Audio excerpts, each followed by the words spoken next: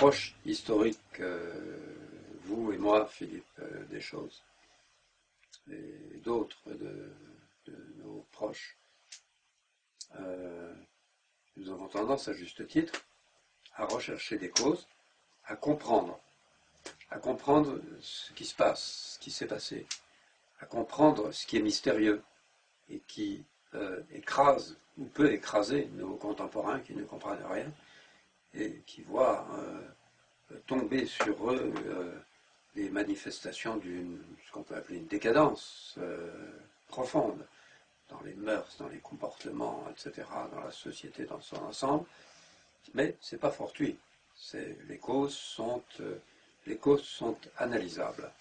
Et je repense à une distinction qui a été faite entre ce que l'on appelle, par exemple, la droite extrême et la droite radicale.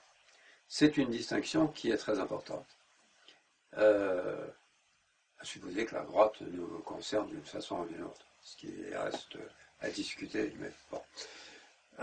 Ce sont des facilités de langage pour se comprendre. Ce qu'on appelle la droite extrême, qui a été abondamment représentée, qui est toujours abondamment représentée,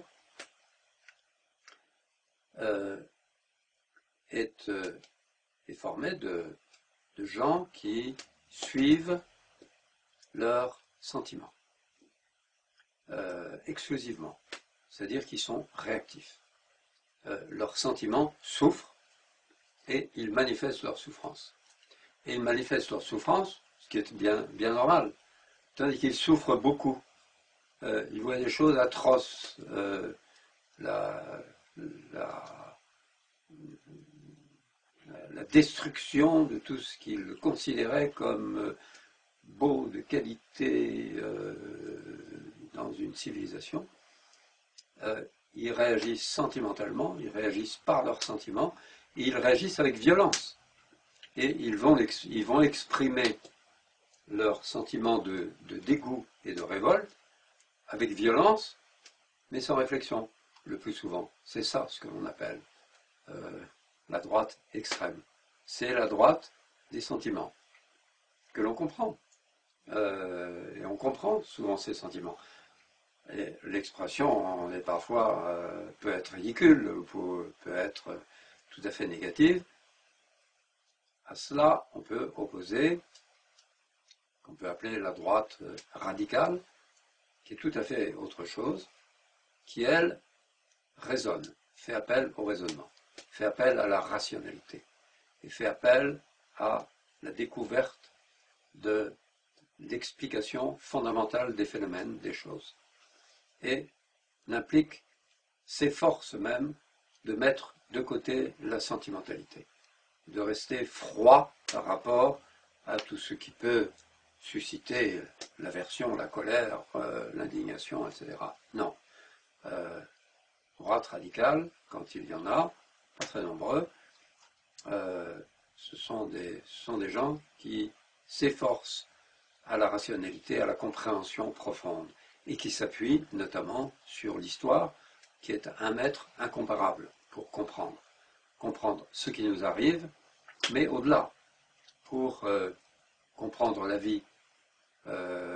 C'est un maître de réflexion, l'histoire, illimité, infiniment plus que la philosophie pure, même si elle peut s'appuyer sur des instruments de la philosophie que sont par exemple les concepts, qui sont indispensables pour raisonner, mais celui qui est imprégné d'histoire n'abandonne pas les concepts dans leur univers fermé. Il ne se fait pas plaisir en jouant avec les contextes. Il les utilise comme instruments qui sont indispensables, mais au service d'une pensée construite. Et la pensée se construit par l'observation de l'histoire, puisque nous sommes plongés dedans, et parce que nous en sommes des acteurs, et parce que nous voulons une histoire différente. Voilà, je crois que c'est un élément important qu'il faut dire. Nous sommes dans la philosophie d'ailleurs, en faisant cette distinction entre droite extrême et droite radicale, car nous utilisons des concepts, nous leur donnons, un contenu rationnel à un comportement qui ne l'est pas. Mais au-delà de ce qui est la politique et du rôle très important qui est le sien, qui est double, en disant les choses rapidement, c'est d'abord l'instance du pouvoir, donc qui peut intervenir en certaines circonstances et qui peut être décisif, qui peut décider d'orientation, de décision, d'orientation d'une société, d'orientation d'une politique, de l'avenir, de l'histoire elle-même. Par ailleurs, participer au combat politique est infiniment formateur, c'est une grande formation. Même si on s'en dégage par la suite, c'est une formation qui n'a pas d'équivalent, je crois, parce qu'elle implique la totalité de l'être. Elle vous fait participer entièrement, elle peut vous broyer d'ailleurs, et bien d'innombrables militants ou acteurs ont été broyés parce qu'ils n'avaient pas les ressorts qui leur permettaient de faire face, de se libérer à temps, de prendre le recul, la hauteur, etc. Donc la fonction de la politique, sens noble, ou moins, est indispensable à bien des égards. Mais ce n'est pas le tout. La politique est au service de quelque chose qui est plus grand et qui est plus haut, qui est ce que nous servons, c'est-à-dire l'Europe en tant que civilisation qui est en danger de mort, mais qui est aussi en phase de réveil et de renaissance. Et cette phase de réveil et de renaissance, habituellement, n'est pas vue. On voit très bien la décadence, on voit très bien l'aspect morbide, il est étalé en permanence. On voit mal, on distingue de mal les aspects renaissants, qui pourtant existent, là aussi, de maintes façons. Et puis ils existent parce que nous voulons qu'ils existent. Ce que nous portons en nous est créateur. Il est porteur d'avenir, il est porteur d'imagination, pour reprendre une discussion que nous avions avec Philippe Millot. L'homme a à sa disposition tout à la fois une faculté d'imagination qui est sans limite, qui parfois peut être catastrophique, et il a de la volonté. C'est l'association des deux qui devient d'une puissance extrême devant laquelle rien ne peut résister. Et ce que nous faisons, nous créons de l'imagination. Nous créons l'imagination de ce que nous sommes. Nous disons ce qu'est l'Europe. Nous disons ce que sont nos origines. Nous disons ce qui nous fonde. Nous disons ce que nous avons de particulier dans l'existence, dans la vie, par rapport aux autres civilisations. Et ça, c'est fondamental. Et pour le faire, nous sommes des reconstructeurs du passé. Nous sommes des reconstructeurs de l'Antiquité européenne. L'Antiquité européenne dormait dans les bras généreux, mais un peu étroits de l'université. Nous l'en faisons sortir pour en faire quelque chose de neuf, pour en faire une matière vivante, une matière reconstruite. C'est toute une partie de ce que nous avons entrepris de différentes façons, notamment dans la Nouvelle Revue d'Histoire, mais dans des livres comme Histoire et Tradition européenne ou d'autres. Je crois que cette lecture du monde qui privilégie l'analyse historique colle parfaitement avec l'époque et avec ce que vous venez d'évoquer. Il s'agit de rendre effectivement aux Européens la conscience de ce qu'ils sont, de reconstituer en quelque sorte à la fois un passé, de reconstruire une mémoire, condition évidemment nécessaire pour que ensuite les choses puissent puisse bouger. Cette bataille idéologique, elle est essentielle. Nous l'avions vu il y a déjà un certain nombre d'années dans les cercles regroupés sous le nom général de Nouvelle Droite, avec l'invocation notamment d'Antonio Gramsci et des analyses qu'il apportait en matière d'hégémonie idéologique. Cela avait abouti à un certain nombre de travaux, de réflexions, mais dans lesquels, il faut bien le reconnaître, la part de l'histoire, du fait de la formation à dominante plus philosophique d'un leader comme Alain Benoît, la part de l'histoire était restée finalement relativement en portion congrue. Ce qui se passe aujourd'hui, je pense, à travers la Nouvelle Revue d'Histoire, mais aussi à travers d'autres travaux ou interventions de gens qui sont proches, c'est un petit peu ce qui s'est passé d'une certaine manière à une autre époque et dans un contexte tout à fait différent avec l'école de l'Action française qui avait ô combien privilégié l'histoire pour soutenir, pour supporter ces analyses. Nous faisons aujourd'hui, je pense, dans une certaine mesure, un travail un petit peu analogue dans la perspective de ce que doit être le réveil européen auquel nous entendons concourir. Oui, c'est ce qui a été fait aussi, sans doute de façon plus large et plus riche, par tout le courant allemand que l'on appelle la révolution conservatrice, qui est un terme générique qui recouvre des phénomènes très très très différents. Mais je pense, au sein de ce qu'on appelle la révolution conservatrice, je pense entre autres à un homme ou un esprit que j'ai beaucoup pratiqué, auquel j'ai consacré un livre, qui est Ernst Junger. Ernst Junger qui avait des qualités exceptionnelles de toutes sortes. Il avait des qualités, d'abord, d'un parcours personnel qui accréditait ce qu'il pouvait dire.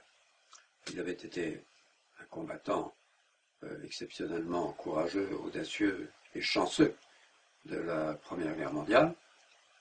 Immédiatement après, il a écrit plusieurs ouvrages qui, pour l'essentiel, allaient à l'encontre de l'interprétation que tout le monde donnait de la Première Guerre mondiale. L'interprétation que, très normalement, on donnait de la Première Guerre mondiale, c'est que les hommes avaient été brisés par un matériel écrasant. Et c'est vrai. Les déluges de fer, d'acier, de matériel sur la chair humaine ont été colossaux, avec des pertes effroyables dont nous ne nous sommes pas relevés, nous, Européens. Ceux qui sont morts à ce moment-là n'ont pas eu d'enfants, pas toujours, et ça a été vrai également pour la Seconde Guerre mondiale, évidemment. Mais Ernst Junger, contrairement à tant d'autres, réagissait contre ça, à fond. Dans plusieurs de ses écrits, il disait, mais non, ce n'est pas la puissance matérielle qui a le dessus. Ce sont les hommes, aussi démunis soient-ils, avec leur chair aussi faible, qui peut être facilement agressée et détruite, mais parce qu'ils portent en eux une volonté qui, elle, ne peut pas être dominée, sinon par la mort, mais collectivement qui n'est pas dominée, ce sont les hommes qui triomphent de la matière. Et ça, c'est une leçon formidable, je trouve, qui est vraiment celle de Ernst Junger dans les années qui ont suivi la Première Guerre mondiale. Alors que tant d'autres témoins étaient accablés par ce qu'ils avaient vécu, qui était accablant. Vous savez bien, vous, Philippe Conrad, qui connaissez admirablement l'histoire de cette guerre, à quel point elle pouvait être accablante. Et qu'il se soit trouvé un combattant incontestable, tout jeune, et qui, lui, au sortir de ces combats, dise « Non, ce n'est pas la matière qui domine, c'est nous qui dominons la matière, c'est nous qui continuons à dominer la matière, je trouve ça extraordinaire. Son apport ne se limite pas à cela. Il a ensuite apporté tant d'autres choses. Mais c'était déjà un apport immense qui reste vrai aujourd'hui. Car aujourd'hui, nous sommes dans un monde qui, sous une autre forme, est dominé totalement par la matière, est dominé par ce qu'il appelait déjà la technique, terme repris par Heidegger en disant nous ne dominons pas la technique, c'est la technique qui nous domine. La technique, c'est elle qui mène, c'est elle qui décide. Nous ne décidons rien du tout. Nous sommes menés par elle. Et Junger, dans cette discussion avec Heidegger, prenait une certaine distance. Il comprenait parfaitement ce que voulait dire Heidegger, mais simultanément, il conservait, lui, le souvenir de ce qu'il avait vécu, qui était une expérience incomparable. Et il tirait de cette expérience incomparable que finalement, c'est quand même nous, hommes et hommes d'Europe, qui pouvions dominer cette matière qui semblait devenir notre maître. Ça, je crois que c'est quelque chose d'essentiel parce que c'est une vérité qui va se poser à l'avenir de plus en plus. Beaucoup plus que les thématiques proprement politiques qui étaient celles de la France, des milieux français les plus éclairés, les plus actifs, les théoriciens les plus créateurs des années 30, etc., qui n'étaient pas intéressés par ça parce que leur préoccupation était ailleurs. Et par ailleurs, ce que me semble apporter Junger aussi, et d'autres en Allemagne, c'est un langage commun que nous avons en Europe. Voilà un Allemand et qui parlait français, qui aimait la France. Il a vraiment établi un pont au-dessus du Rhin, Ernst Junger. Je regrette, moi, j'étais marié à une Allemande. Nous avons eu 2 enfants, de beaux enfants ensemble, qui maintenant font des enfants à leur tour en Allemagne, mais ce n'est pas un don pour les langues où je n'ai pas passé le temps qu'il fallait, etc. Donc je n'ai pas poursuivi suffisamment. C'est un des grands regrets de ma vie que de ne pas avoir pu communiquer avec des Allemands dans leur langue. Mais il y a des Allemands qui peuvent communiquer avec nous en français, il en reste. Et puis mes enfants et petits-enfants établiront la communication puisqu'ils parlent français et allemand. Donc rien ne s'arrête, tout va continuer. Voilà, il est indispensable évidemment que nous puissions nous parler entre Européens. C'est fondamental. Donc il est indispensable que les uns et les autres, nous ayons 2 ou 3 langues de grande culture européenne à notre disposition. Vous, Philippe, vous avez une très bonne connaissance de l'espagnol, vous parlez l'italien aussi, mais voilà, ça doit être l'un de nos buts à l'avenir. Et je crois que nous devons encourager nos jeunes camarades, garçons et filles, à avoir une connaissance approfondie et développer cette connaissance des langues européennes sans limitation, quelles qu'elles soient, elles peuvent toutes être. Nous devons pouvoir nous comprendre entre nous.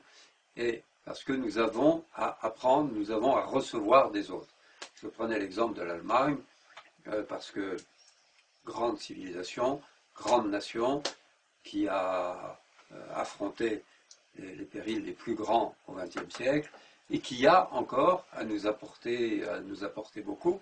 Je pense à des films qui ont été faits, par exemple, par des Allemands. Les films sont parlants, ce sont des messages, ce sont des images aussi, parlions d'imagination.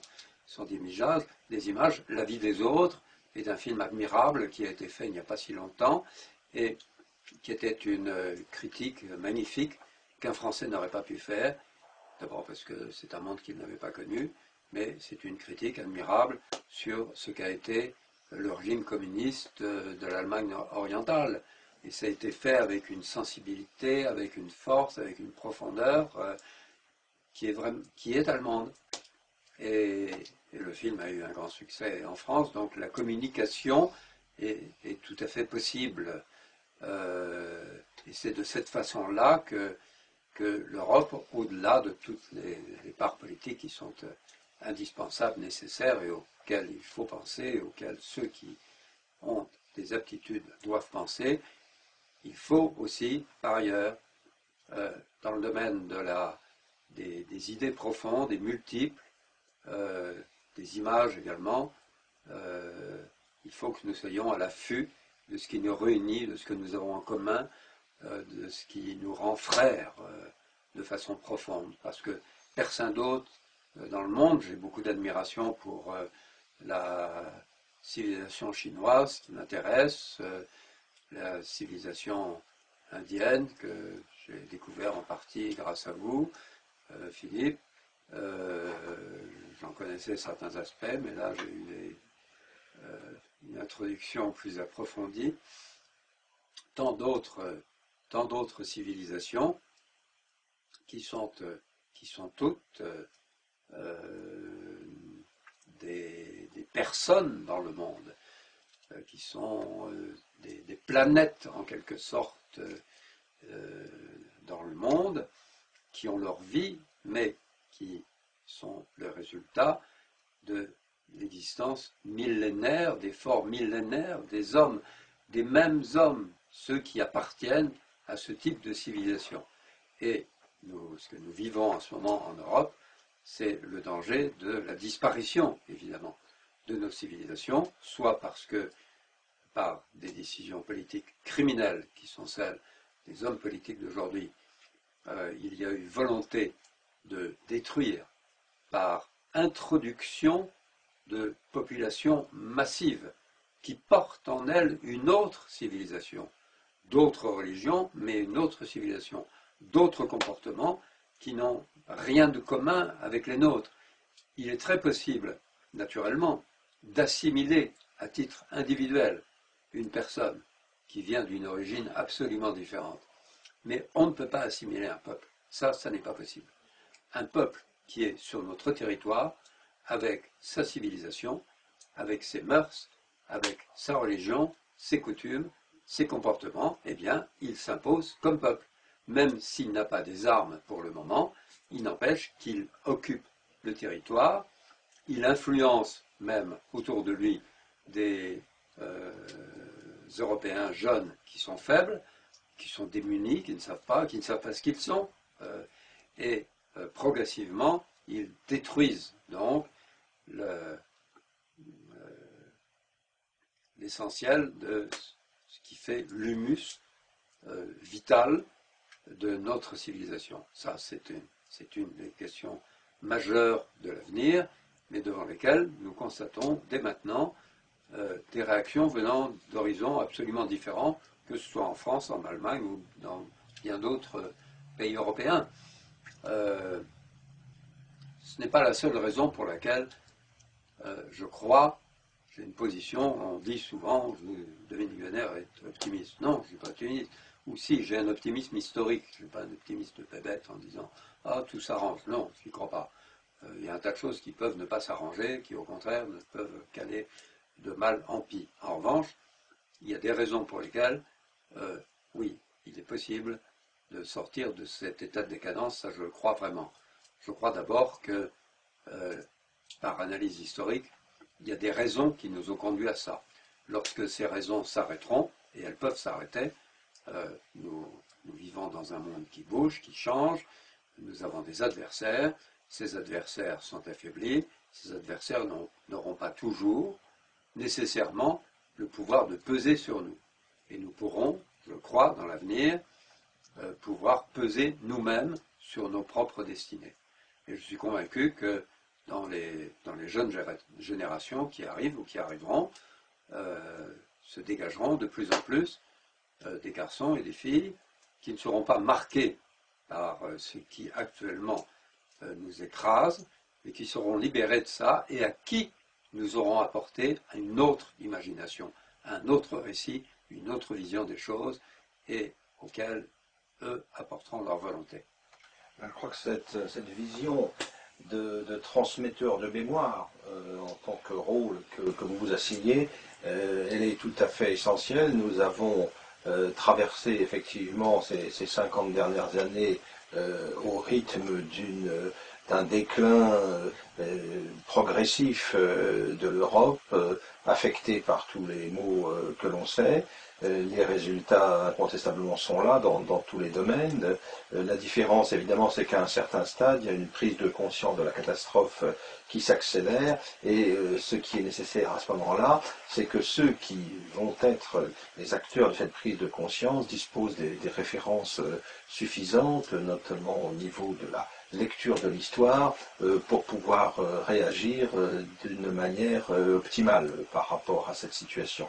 C'est-à-dire l'importance effectivement du combat culturel, du combat pour l'histoire, une histoire qui est évidemment le terreau sur lequel se sont construites nos identités européennes, dont on sent bien aujourd'hui qu'elles sont menacées, des identités que ressentent plus ou moins confusément nos contemporains, mais on voit bien que les choses sont en train de changer par rapport aux illusions et aux utopies totalement délétères qui ont dominé pendant ces dernières décennies. Et sur ce terrain-là, le travail accompli au niveau de l'histoire, de la reconstruction d'une lucidité, d'une conscience historique, il est absolument indispensable à mes yeux et je crois que la Nouvelle Revue d'Histoire a pris sa part dans ce travail, vous avez pris votre part à travers un certain nombre